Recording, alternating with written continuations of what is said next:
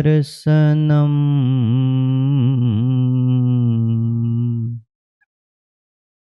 मन्दहासरुचिरा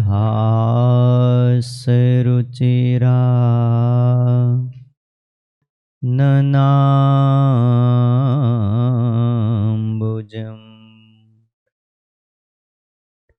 पूजितं सुरनरोत्तमेर्मुदा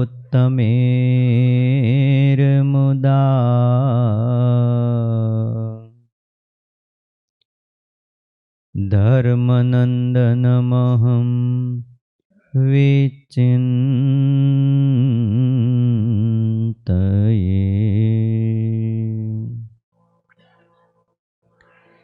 भावसंभवभीतिभेदनम् सुखसम्पत्करुणानिकेतनम् व्रतदानतपक्रियाफलम् सहजानन्दगुरुं भजे सदा। ॐ अवतारिणे श्री स्वामिनारायणाय नमो नमः। श्री हरि कृष्णाय घनश्यामाय नमो नमः। एकाकी वनवासी ने कठिन तपकारिणे श्री नीलकंठ वरणेन्द्राय नमो नमः। परात्पराय पुण्यश्रवण कीर्तनाय श्री सहजानंद स्वामिने श्री नारायण मुनये नमो नमः। बोलो श्री स्वामिनारायण भगवाननी, हरि कृष्ण महाराजनी, लक्ष्मी नारायण देवनी, राधा रमण देवनी, गोपीनाथ जी महाराजनी, सिद्धेश्वर महादेवनी, विघ्न विनायक देवनी, कष्टभंजन देवनी जय।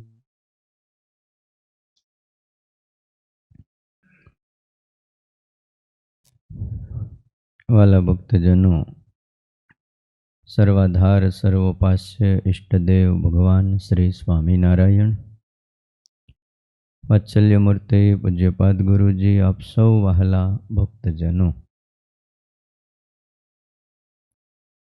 आज तारीख 21/12/2021 मंगलवार है।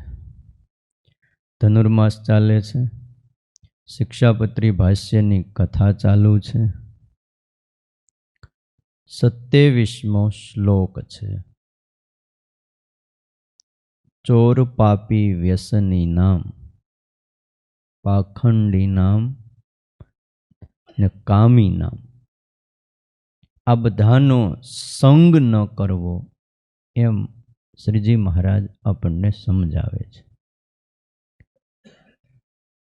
संगे करीने व्यक्ति न शीखवानुं पण शीखे छे, संगे करीने शीखवानुं पण शीखे छे। मोक्षनो, आध्यात्मिकतानो पायो संग उपर छे।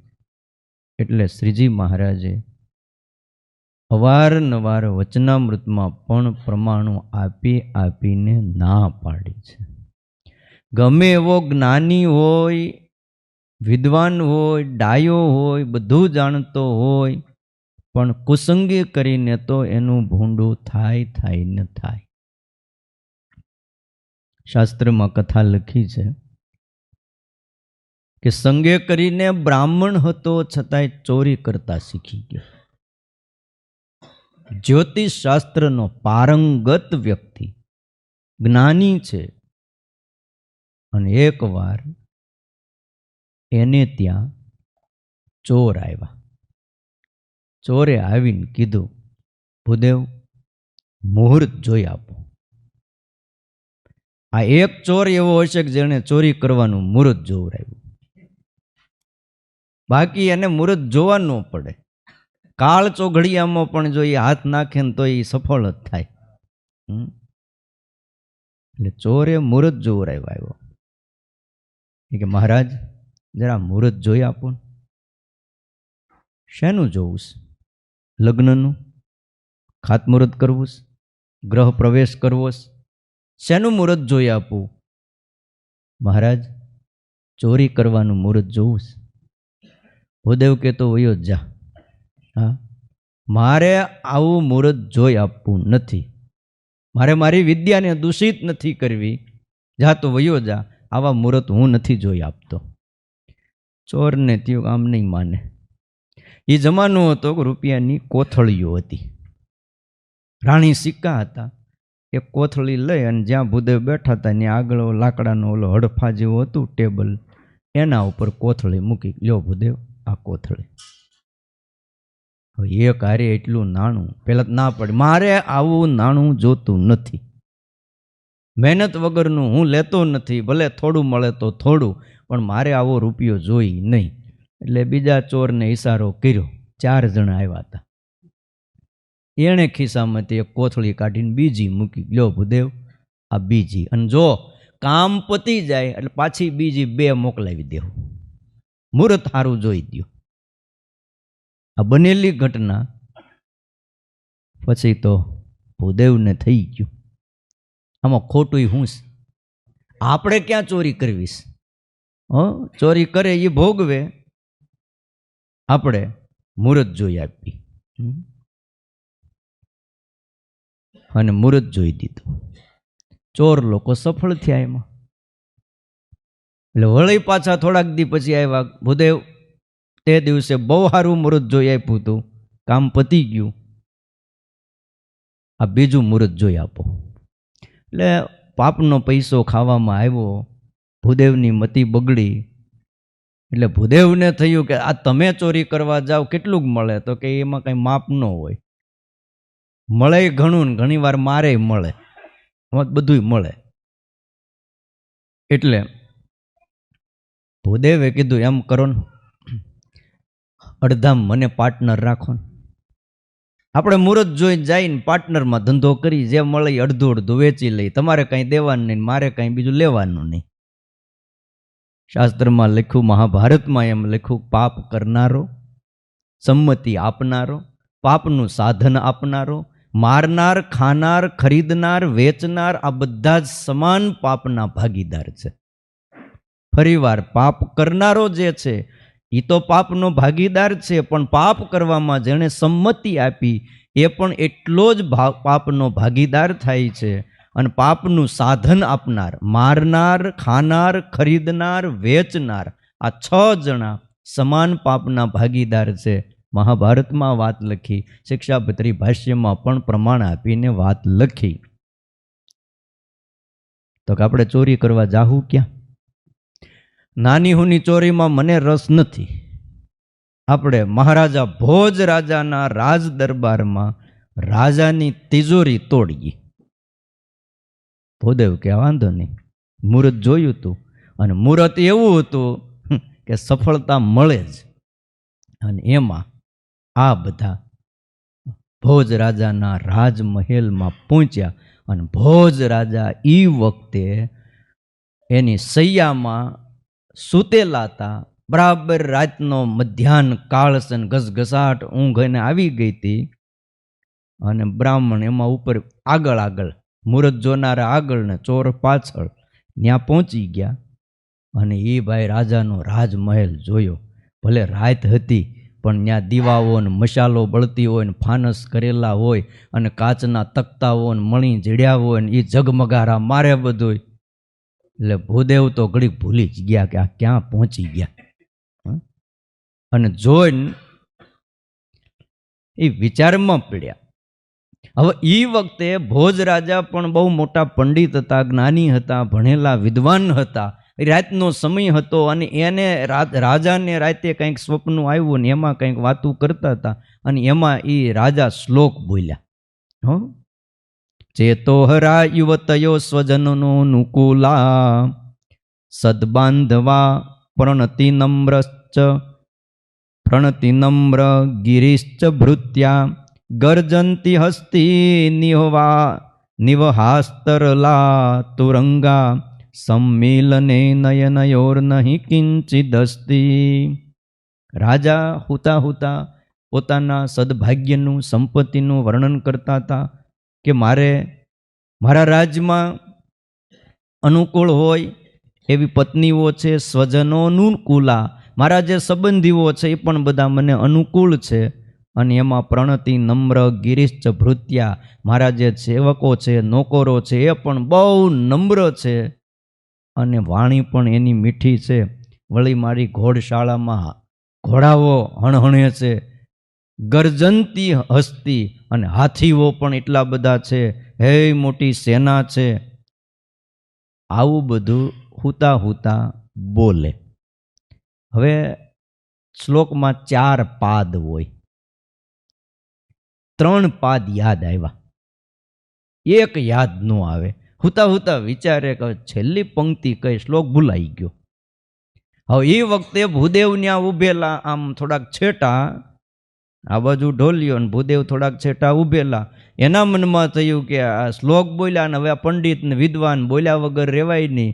એટલે ભૂદેવ બોલ્યા, સંમિલને નયનયોર નહીં કિંચિદસ્તી. રાજન, જ્યારે આંખ વિચારશે ત્યારે આમાંનું કાંઈ પણ નહીં રહે. આ છેલ્લું પાદ હતું અને બોલ્યા ને ભોજ રાજા જાગી ગયા. એટલે જાગ્યા રાજા, એટલે રાજાને થયું મારા શયનખંડમાં કોણ? તરત અવાજ કર્યો, સેવકો હાજર થઈ ગયા. ઓલા ચોર તો પાછા શું છે, રોજના ટેવાયેલા હોય, એટલે એ તો સીધા જ ત્યાંથી ભાગી ગયા. આ પહેલી વાર ધંધો કર્યો હતો, એને ખબર નહીં કે આવું થાય તે ભાગી જવું જોઈએ, અને હાથમાં આવી ગયા. ભૂદેવને પકડીને રાજા આગળ રાત્રિ હાજર કર્યા.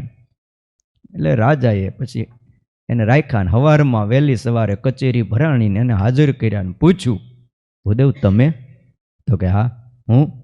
કેમ આવવાનું થયું? કંઈ જરૂર હતી? તો કે ના, ચોરી કરવા આવ્યો હતો. પછી સાચું જ બોલવાનું, ખોટું જ બોલવાનું નહીં. ચોરી કરવા આવ્યો હતો. ચોરી કરવા? તો કે હા, ચોરી કરવા. પણ તમે? પછી વાત જ જવા દો બધી. પછી માંડીને વાત કરી, ચોરના સંગે કરીને ચોરી કરતા શીખ્યો છું.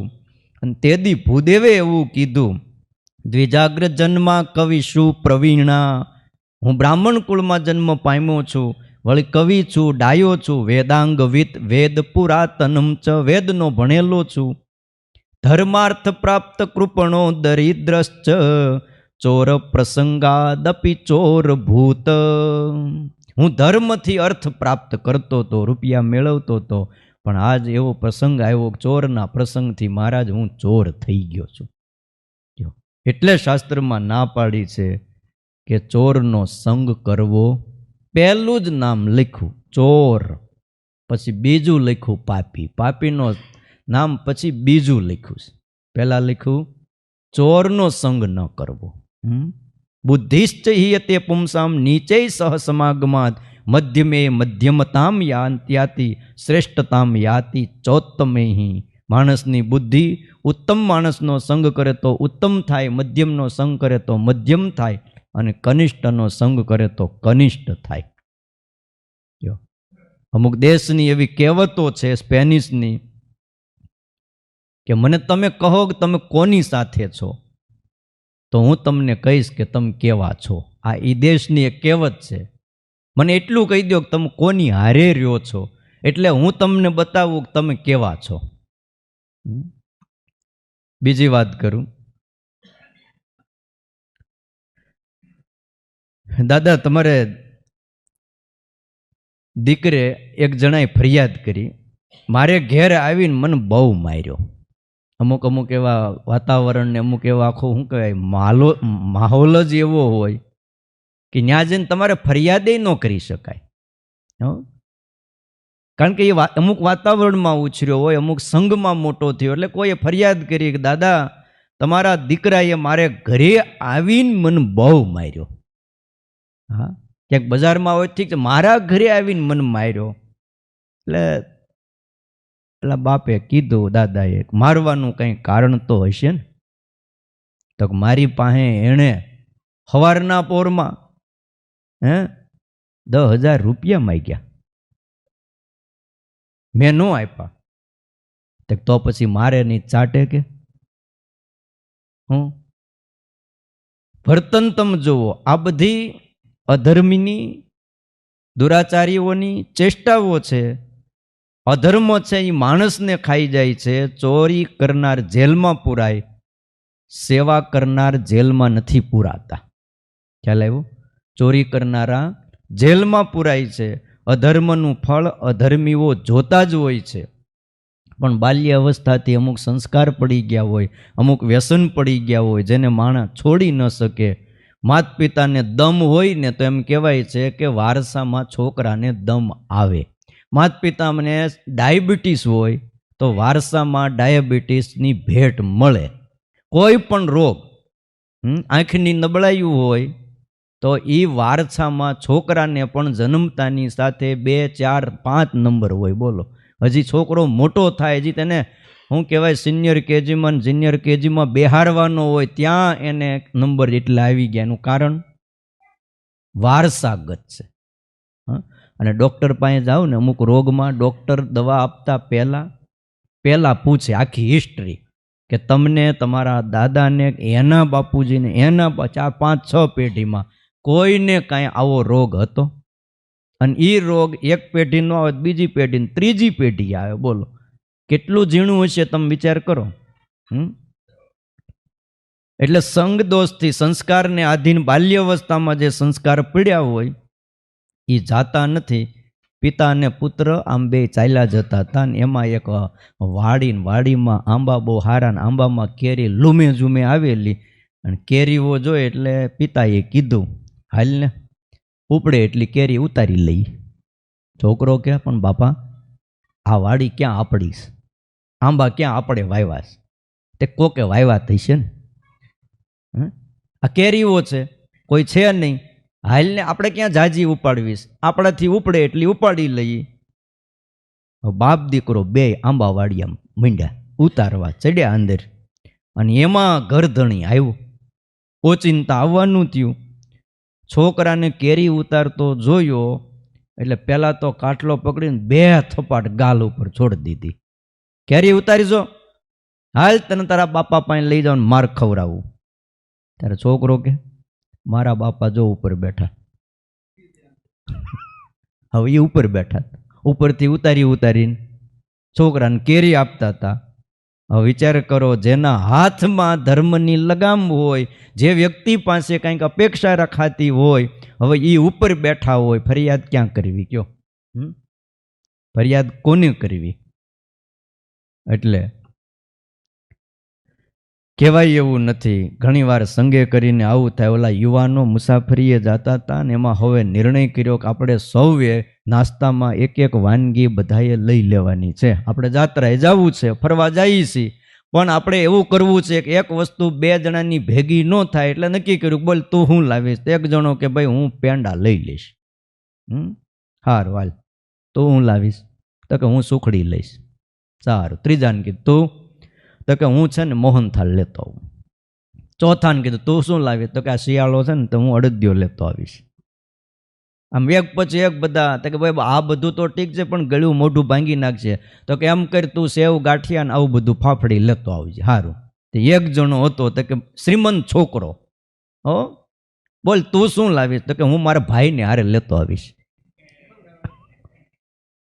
હવે પૈસા વાળો માણા બધી રીતે સુખી અને કે હું મારા ભાઈને હારે લેતો આવીશ. લ્યો, કેટલાક માણસો બીજાના ઉપયોગમાં આવે છે અને પોતે સુખી થાય, આનંદ માને છે.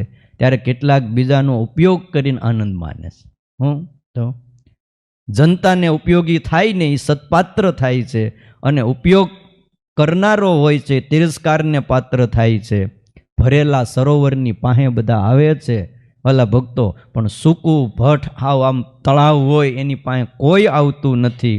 કૂવાની પાસે તમે જાઓ તો તરસ ત્યાંથી छिपाવો છો, અને કૂવો પણ આનંદ માને ભલે મારે કાંઠે કોઈ આવ્યો તરસ छिपाણી, પણ સમુદ્રના કાંઠે જનારા અગાધ પાણી હોય છે, અને માણા ત્યાં જઈને ઊભો રહે ને તો ઝાલક મારીને કપડા હાથે પલાળી દે છે, અને કોઈની તરસ છીપતી નથી. કૂવામાં થોડું પાણી છે પણ હજારોની તરસ છીપી જાય છે.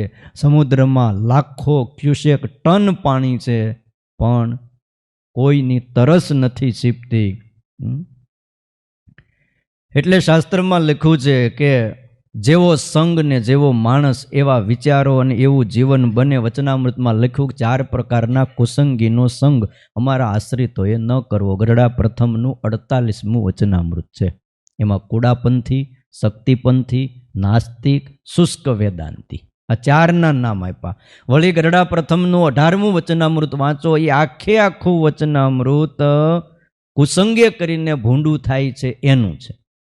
બોલ, નારદ જેવો ગુણવાન હોય એમ લખ્યું, પણ એ જો વિચાર્યા વિના પંચ વિષયનું સેવન કરે તો એને પણ બંધન થાય. અને ત્યાં સુધી કીધું કે અમારો કોઈ વાદ લેશો નહીં. સ્વામિનારાયણ ભગવાન પોતે કહે છે અમારો કોઈ વાદ લેશો નહીં. હું કોઈના ઉપદેશે કરીને મુક્ત થયો નથી, અને પંચ વિષયને તો હું બાંધી લઉં છું, અને અમને એ પરાભવ કરવા સમર્થ નથી. પણ બીજો ગમે એવો મુક્ત હોય, નારદજીનું નામ લખ્યું. નારદજી તો 10 અવતારમાં એનું નામ આવે. 24 અવતાર તમે લ્યો ને, એમાં 10 ગણો ને તો એમાં નારદજી એક અવતાર તરીકે આવે છે. ભગવાનનું મન કહેવાય છે, ત્રિલોકીના ગુરુ કહેવાય છે. પણ જો એને બંધન થતું હોય તો બીજા કોને ન થાય? ના પાડી. અરે ગોપાળાનંદ સ્વામી, મુક્તાનંદ સ્વામીનું નામ લઈને વચનામૃતમાં ના પાડી કે એવા મોટા છે તો પણ એને જો જાજો પ્રસંગ થાય ધનનો ને સ્ત્રીનો, ધનના ઢગલા થાય, તો આજ આપણા સત્સંગમાં જે હાવ ઉતરતા જેવા હોય એના જેવા રે કે કેમ, એમાં પણ શંકા છે. આટલો ભાર આપ્યો. એટલે બહુ ભાર આપ્યો છે કુસંગ ન કરવો. કુસંગ એટલે ખાલી માણાનો જ નહીં, પંચ વિષયનો પણ, ઇન્દ્રિયોનો, અંતઃકરણનો, આ બધાનો પ્રસંગ એ કુસંગ છે. કુસંગે કરીને ભૂંડું થાય. ઘરે ગયા પછી ટાઈમ મળે ને તો આખું 18મું વચનામૃત વાંચજો. વળી અંત્યના 33મા વચનામૃતમાં કીધું કુસંગના યોગથી ભક્તિ પણ ભૂલાઈ જાય છે. વચનામૃત વડતાલના 20માં લખ્યું કુસંગ તો મહારાજ કે કરવો જ નહીં. અને લોયાનું 6ઠું વચનામૃત આખું સંગ શુદ્ધિનું વચનામૃત છે. કોનો સંગ કરવો, કોનો ન કરવો, કોની પડખે આસન રાખવું, કોની પડખે આસન ન રાખવું, કોની આરે વ્યવહાર કરવો, કોની સાથે ન કરવો. ત્યાં સુધી લખ્યું કોની પડખે પથારી કરવી, કોના પડખે પથારી ન કરવી. અરે એટલું જ નહીં, કોની આરે નાવા જવું, કોની આરે નાવા ન જવું. પહેલાં બહાર જવું પડતું નાવા ધોવા, તળાવે, નદીએ, કૂવે, વાવ, ક્યાંક પાણી હોય ત્યાં જવું પડે.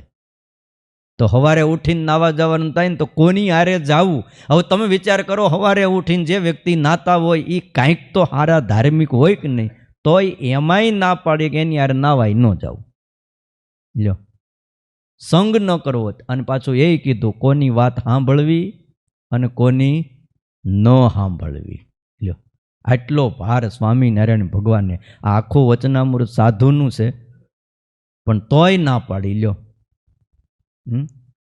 સાધુય સ્વામિનારાયણના જ હોય ને, તોય કીધું કોની પડખે પથારી કરવી, કોને પડખે ના કરવી, કોની આરે નાવા જવું, ન જવું, બધું લખ્યું. અરે ધર્મામૃતમાં ત્યાં સુધી લખ્યું છે કે 2 મંડળ ભેગા થાય તો રસોઈ કરવાનું થાય તો પોતાનો ધર્મ રહે એ રીતે, જો ધર્મ રહે તો ભેગી રસોઈ કરવી, અને ધર્મ રહે એમ ન હોય તો નોખા બે મંડળની નોખી રસોઈ કરવી. પણ જેમ પોતાના એકાંતિક ધર્મનું રક્ષણ થાય એમ કરવું. આવું તો લખીને ગયા. દીક્ષા એક હોય, ઉપાસ્ય એક હોય, બધું હોય, પણ તોય ધર્મમાં પ્લસ માઇનસ હોય છે. ના પાડી મહારાજ કે ભાઈ તમારો ધર્મ રહે એમ કરજો.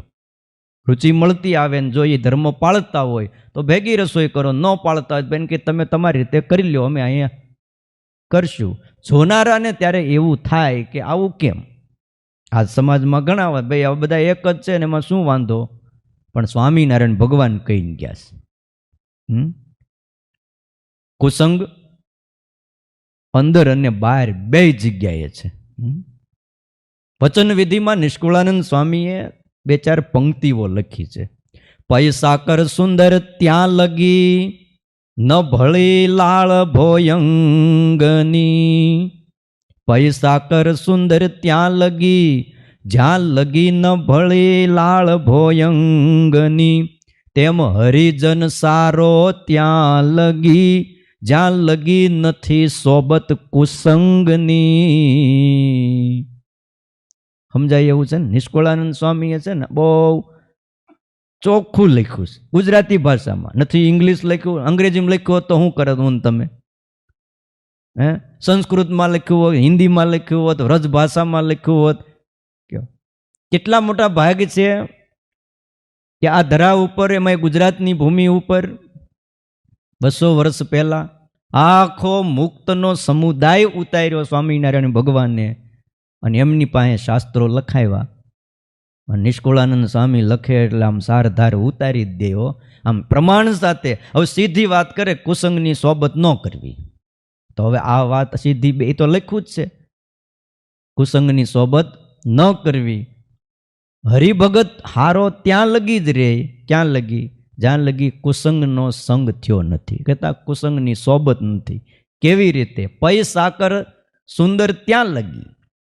દૂધ સાકરવાળું છે, કઢિયેલું છે, મરી મસાલા નાખેલું છે, બહુ સારું છે, પણ સારું ત્યાં લગી જ લાગે સુંદર. ક્યાં લગી? ભોયંગની લાળ ભળી નથી ત્યાં લગી. ભોયંગને જોયો ને? સર્પની લાળ ભળી નથી ને ત્યાં લગી દૂધ સાકર આમ તમને સુંદર લાગે, પીવાનું મન થાય, અને આમ તમને થઈ જાય કે હમણાં હવે આ સભા પૂરી થાય એટલે એક એક વાટકો લઈ લઈ. પણ એની પહેલાં જો ત્યાંથી સર્પ નીકળ્યો હોય ને ખાલી ડોકું જ કાઢ્યું હોય, એણે લાળે ન નાખી હોય, ખાલી જોતો જાય કેમ છે, અને એથી નીકળી ગયો હોય, અને પછી તમને એમ કે લ્યો એક એક ગ્લાસ આગ્રહ કરીને, આજે અમારો પ્રસાદ છે, એક ગ્લાસ તો તમારે પીવો જ પડે. તમે ના પાડી દો કે આ ને રેવાય દો, આ પીવું ને તો કાલે અમે નહીં આવી, આ રેવા દો. વાયવો મોલ સારો ત્યાં લગી. બીજું પ્રમાણ આપ્યું, જ્યાં લગી નથી ખવાણો ખડજમાં, એમ ભક્તની ભલાઈ ત્યાં લગી, જ્યાં લગી નાયવો વિમુખની વડજમાં. મોલ હારો ત્યાં લગી જ હોય, ત્યાં લગી, જ્યાં લગી નથી ખવાણો ખડજમાં. ઘાસમાં ભળવાઈ નથી ગયો મોલ. તમે કપાસ વાવો, માંડવી વાવો, જે કાંઈ બીજું શેરડી વાવો, બીજું ત્રીજું વાવો, શાકભાજી વાવો, પણ ઘાસની અંદર ભળી જાય પછી હારો રહે નહીં. એટલે અમુક ટાઈમે 10 દી 15 દી શું કરવું પડે? ઘાસ કાઢવું પડે, નિંદામણ કરવું પડે, ઘરે જ રાખવું પડે. અને એ જો માથું કાઢી જાય તો ઓલાને બેહારી દે. પ્રેમજી ભગત ખોટું છે? નિંદામણ કરવું પડે ને. એમ હરિભગત પણ હારો ત્યાં જ લગી, એની ભલાઈ ત્યાં લગી જ છે કે જ્યાં લખી વિમુખની સોબતમાં આવ્યો નથી.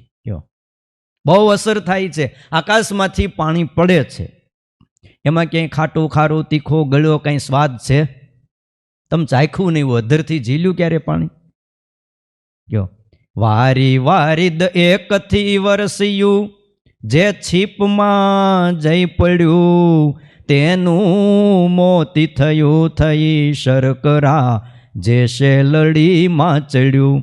પેઠું વાસ વિશે થયું કપૂર, તે સર્પાસએ ઝેરી થયું. જેવો સંગ જણાય તેવું જગમાં, તે નીર જ્યાં જ્યાં ગયું. આકાશમાંથી પાણી વરસ્યું, વારીદ એકથી વરસ્યું, એક જ વાદળમાંથી પાણી વરસ્યું, છીપમાં જઈને પડ્યું. છીપ નામનું માછલું છે અને એક નક્ષત્ર આવે. એ નક્ષત્રની અંદર એ માછલું અધ્ધરથી એ પાણી બૂંદ ઝીલી લે, તે મોતી થયું. એ સાચું મોતી થાય અને એક એક મોતી લાખો રૂપિયાના થાય એવું વર્ષોથી કહેવાતું આવે. અત્યારે તો એની કિંમત ઘણી થાય. એકાદું આટલા માછલા પકડવાવાળા ક્યારેક ક્યારેક બહુ ફાવી જાય. ક્યારેક ક્યારેક લોટરી લાગી જાય. છીપ માછલી જો આવી જાય ને એને ચીરે ને એમાંથી જો આ મોતી નીકળે તો એ લાખો રૂપિયાની કિંમતનું થાય. એવા કેટલાય મોતી નીકળે, એક નહીં. એવા સાચા મોતીઓની માળા આપણા જૂના મંદિરોમાં હરિભક્તોએ દેવને અર્પણ કરેલી છે. આમાં હીરા જેવી એટલી ચમક ન આવે, પણ એ મોતી કહેવાય. એને પારખનારા કોઈક હોય છે. એટલે એ મોતી થયું અને જે પાણી પડ્યું શેરડીમાં ચડ્યું તો એની સાકર થઈ. અને વાંસમાં જે પાણી પ્રવેશ કર્યો તો કપૂર થયું. અને સર્પ બેઠો તો ને એના મોઢામાં પડ્યા ટીપા, ઝેર થયું. જેવો સંગ એવું પાણી થઈ ગયું. આ પાણીનો કંઈ દોષ, પણ સંગ જેવો કરે એવું થાય. એમ માણસ છે ને એ પાણી જેવો જ છે. ખ્યાલ આવ્યો? હા, આખું જીવન જ એવું છે. એ જ્યાં જ્યાં જાય ને જેવો સંગ કરે એવો થઈ જાય છે. અને કુસંગમાં પણ વાલા ભક્તજનો 3 પ્રકાર બતાવ્યા છે. એક બહારનો કુસંગ, અને આ ગુણાતીતાનંદ સ્વામી કહે છે કે એમાં એટલી જ વાતો લખી હોય કે સંગ ન કરવો. ત્યારે ગુણાતીતાનંદ સ્વામી જે ભાઈ મહારાજને અખંડ ધરી રહ્યા છે, મહારાજને રહેવાનું ધામ, એ સ્વયં પોતે અક્ષર એ પોતે બોલે કે કુસંગ 3 પ્રકારનો છે હરિભક્તો. એક બહારનો, બીજો અંદરનો એટલે ઇન્દ્રિયો અંતઃકરણનો, અને ત્રીજો કુસંગ છે સત્સંગમાં કુસંગ. લ્યો, બહારનો કુસંગ તો આ બધો જે કીધો એ, અને અંદરનો કુસંગ એટલે ઇન્દ્રિયો અંતઃકરણનો સંગ, એ કુસંગ છે. અને સત્સંગમાં કુસંગ કયો. એમ કહેવાય છે કે પાપીનો વાયરો આવે ને, વાયરો તોય પુણ્યનો નાશ કરી નાખે. પાપી માણા બેઠો હોય ને તમે ત્યાંથી નીકળો અને એને અડીને પવન તમને અડે તો પુણ્યનો નાશ કરી નાખે છે. અને એમ પણ લખ્યું કે કોઈ ભગવાનના એવા સંત ભક્ત હોય યા પતિવ્રતા નારી હોય, એને વાયુ સ્પર્શીને કોઈ પાપીને અડે તો એના પાપનો નાશ કરી નાખે. આટલું તો એનાથી કામ થાય છે. કયો